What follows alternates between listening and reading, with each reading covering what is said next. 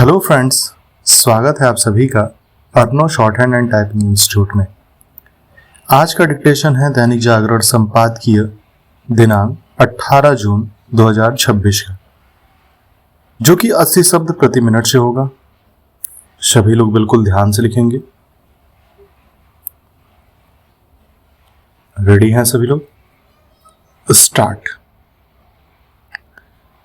तृणमूल कांग्रेस के बाद शिवसेना उद्धव गुट के 9 में से 6 लोकसभा सदस्यों की ओर से शिवसेना शिंदे में शामिल होने की तैयारी केवल यही नहीं बताती कि वे सत्ता पक्ष के साथ जाने को आतुर हैं, बल्कि यह भी रेखांकित करती है कि भारतीय राजनीति में मौका परस्ती बढ़ती जा रही है।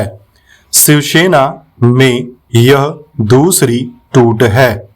इसके पहले भी उसके विधायक एवं सांसद टूट चुके हैं और पार्टी अपना चुनाव चिन्ह भी गंवा चुकी है। उसके लिए इस एक और झटके से उबर पाना कठिन होगा। अब उसके सामने अपना अस्तित्व बचाने का संकट है। अपने इस संकट और बिखराव के लिए वही अधिक जिम्मेदार है। यदि उद्धव ठाकरे मुख्यमंत्री बनने के लालच में धूर विरोधी कांग्रेस और राष्ट्रवादी कांग्रेस पार्टी से हाथ नहीं मिलाते तो शायद आज उनके दल की स्थिति कुछ और होती। उद्धव ठाकरे ने सत्ता के लिए अपनी पुरानी साझीदार और वैचारिक रूप से करीबी भाजपा से केवल नाता ही नहीं तोड़ा, बल्कि इसी के साथ अपनी विचारधारा को भी ताक पर रख दिया। शिवसेना उन कुछ क्षेत्रीय दलों में से थी जिसकी अपनी एक विचारधारा थी। वह मूलतः अपनी विचारधारा से भटकने के कारण ही बिखरी। तृणमूल कांग्रेस की तो कोई विचारधारा ही नहीं थी, केवल सत्ता पाना और उसमें एन केन प्रकीण बने रहना ही उसकी राजनीति का केंद्र बिंदु था। यह केंद्र बिंदु हटते यानी सत्ता जाते ही वह बिखर गई। क्षेत्रीय दलों की समस्या केवल यही नहीं कि उनमें से कुछ की ही विचारधारा है। एक समस्या यह भी है कि वे अलोकतांत्रिक तरीके और किसी निजी कंपनी की तरह चलते हैं।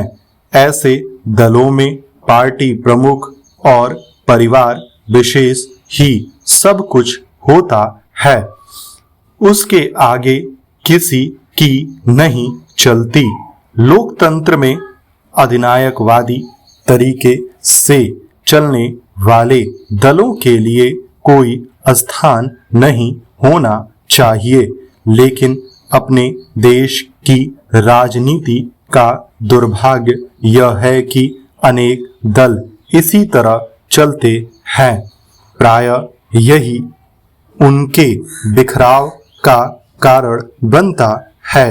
क्षेत्रीय दलों में बिखराव का संकट इसलिए और बढ़ गया है क्योंकि उनके जनप्रतिनिधियों के लिए राजनीति का मतलब अवसरवाद हो गया है। वे कभी भी दल बदल लेते हैं, ज्यादातर मौकों पर पद या पैसे के लालच अथवा अन्य किसी राजनीतिक लाभ के लिए दल बदल किया जाता है। किसी के दल बदलने में हर्ज नहीं, लेकिन ऐसा करने के पहले यह आवश्यक है कि वे विधायक या सांसद पद से त्यागपत्र दें। ऐसा न करना जनादेश का निराधार है। लगभग सभी राजनीतिक दल समय समय पर दल बदल को बढ़ावा देते रहे हैं। दल बदल रोधी कानून के बावजूद विधायकों सांसदों के टूट का सिलसिला कायम है।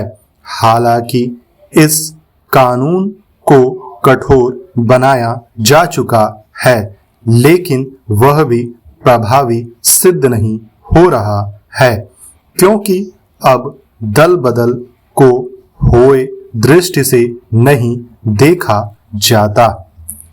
स्टॉप।